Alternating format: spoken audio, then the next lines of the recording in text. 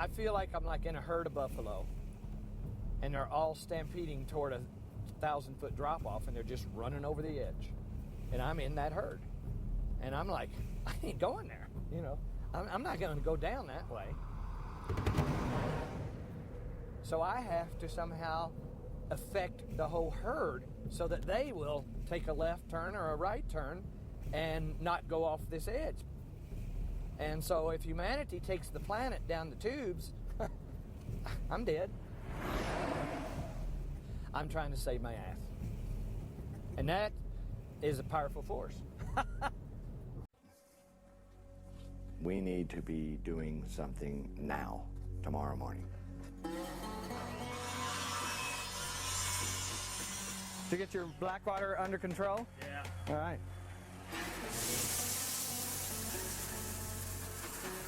Is that working like we wanted it to? Do like 3 in each of these tops. Yeah. The tops will be Instead of riveted one, together. Yeah, I'm just trying to get the thing. I started all this thinking with quality of life in mind. We're talking about survival now. That is. It's all good. So it's 24 and a half with no sun and power being used.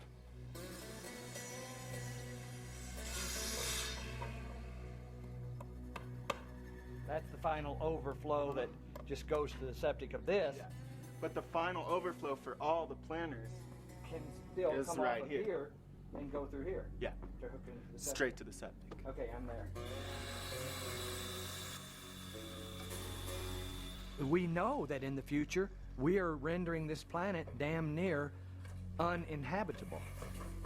So as we move closer toward that, we're trying to devise a method of living that allows people to take care of themselves.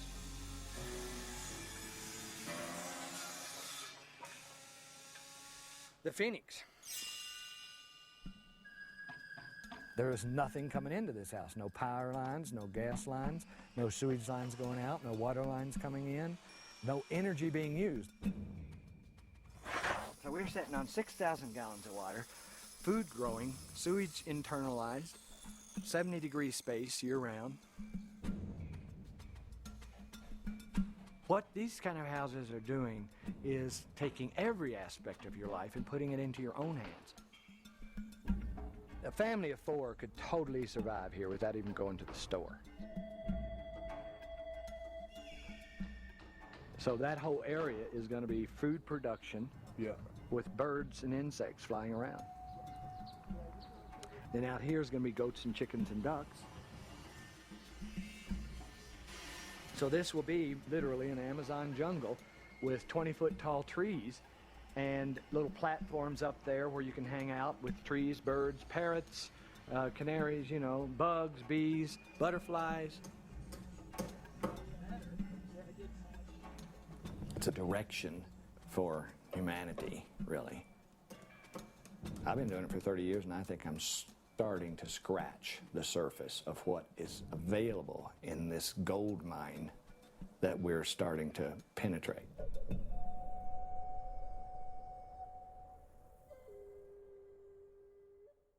You spend thousands of dollars in the process of getting land to have a house on. That's ridiculous. Why don't I just buy a chunk of land, not make any profit on the land, just have everybody own it in common, and all their money goes straight to their house? We don't need infrastructure. Each one of our buildings has everything it needs, power, water, sewage right in it. We took thousands and thousands of dollars of expenses out of the equation, and it worked. Now we have a bunch of people out here, no mortgage payment, no utility bill, and they're happy, and we are ongoing. I had my own power. I had food growing. I didn't need heat. I was like, Jesus Christ, man. I am free. I am absolutely free.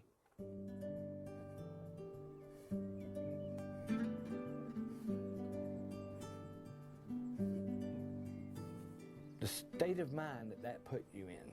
You can get up in the morning and you own your life. I can do whatever I want because I don't have to do anything to stay alive. We have the potential to enhance the planet. Trees enhance the planet, though people could go way further. I can see the Earth glowing like a sun just from what people do to it, just making the Earth sing like music rather than shit floating in rivers and chemicals in the air and stuff like that. I've always thought that if you're doing something right for people, they'll find you. We put it out there on the website. We wrote books that got out there. Of course, all the magazine articles and everything got out there, and it attracted some people that ended up working for us. They became our crew. Just 3 of us are coming back then. It's not so much an adoption, it's more like a punishment, maybe? Or parasitic relationship, one of the two. Well, whatever it is, we can't get rid of it, so we're trying to all live with it. I found Phil in a bus station crying. I took him in under my wing, and here he is. Look at this drawing. I mean, I couldn't build a damn thing from that. This is Ted. Where did you meet? How did Ted get here? He was shit on a rock, I believe. Why am I doing this? For money? Is he gonna get rich doing this? No. Yeah, he probably looks at us like his sons, and we look at him like like a stepdad, that you can hang out and party with. And I always tell Mike that you're like a freak magnet. He attracts the weirdest people, the weirdest clients. To put the crew together to build a community for themselves, you can't get any better than that. So when we settled this community, we designated 10 acres, and they all got their memberships, which turned into actual building lots. But we all paid the same amount, and we all drew a number out of a hat, and then we got the lot that we got. I was so happy to own a small piece of land. I didn't even know how big it was until we got the survey here. I just knew it went from over there to over there, and then I could put my house kind of in the middle of it. It was fair, it was equal. The richer person couldn't afford the better lot,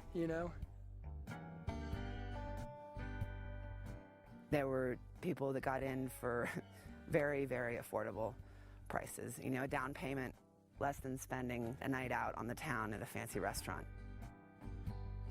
It was late September when we got out here, and the first snow was starting to fall, and we got out here late afternoon.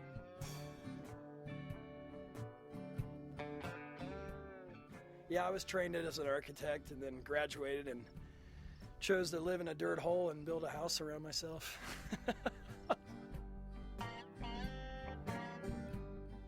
Pitch my tent. It's windy as fucking hell. I'd come home from work and my tent would be like blown over. Okay, well, fucking fix my tent, go out and pound that evening, 7, 8 more tires. It took us about 5 or 6 years to build the first part of it. And then we've added on, of course. But, we did it on weekends and out of pocket. So in about 2 months, I had my main U walls up, my tent right in the middle, blocked from the wind. I was like, this is fucking fantastic. You know what I mean? It's just like, I got a wind block. We lived on the site in a little tarp structure in the bottom of the excavation here. Living in dirt, I'm living in an uninsulated space. My water would freeze overnight. I mean, I didn't have a flush toilet until this February, 11 years later. I was inspired to build my Earthship by watching the amazing people around me who were doing it when they were pounding tires and living out of tarp tents, making spaghetti together on rainy nights and playing guitar in upside-down wheelbarrows for chairs and having bonfires. I had never experienced a bunch of people working that hard. So I was like, wait a second, this isn't a bunch of hippies, And I was like, yeah, there's the occasional hippie that this appeals to, but I was just like, this just made so much sense. Their story of them building their Earthships with half-baked ideas that weren't as cool as they are now and doing it themselves on no money and working for us, trying to make a little money to get by on while they're doing it. A dozen of them in that subculture did it, and now they're all sitting there happy as hell.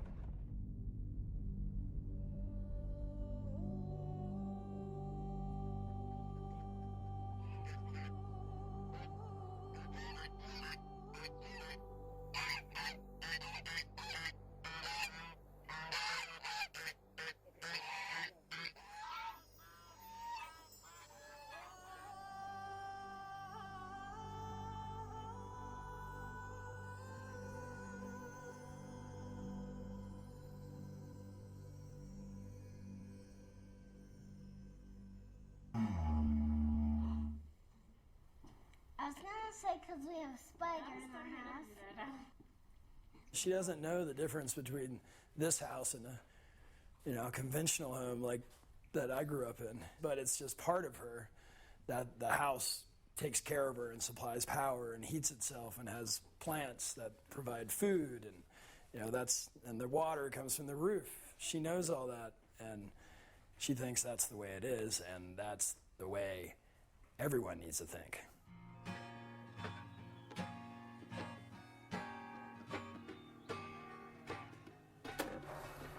This used to be my office.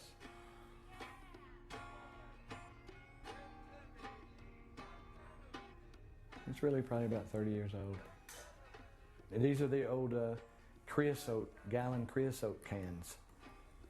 So we were just using everything. This one was supposed to make you fly like a crow. So we wanted the vision of living this way to take off.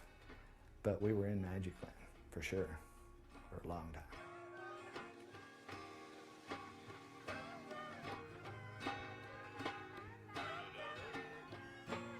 Somebody's got to be outfield. We can make player negotiations. The crew always becomes like a family, and we would work together for 4, 5, 6 years, and then another group, they'd fade out and others would come in. Here in the last decade, though, these people ain't going away. The people that are with me now, they've been here 10 years. They say this is their life, and this is my life, and so they're beyond family. We're here for the duration.